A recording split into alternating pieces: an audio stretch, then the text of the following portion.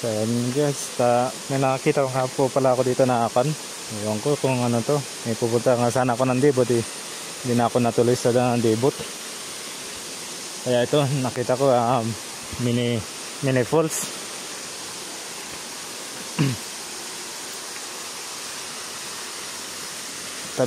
tabing daan lang. Itong bagong daan na ginawa nila. So ito, pupuntahan natin.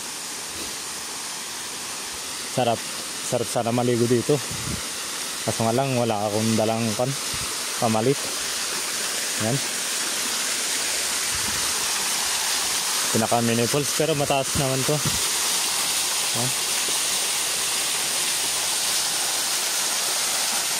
So ito lang yung kandaan. Medyo makulimlim.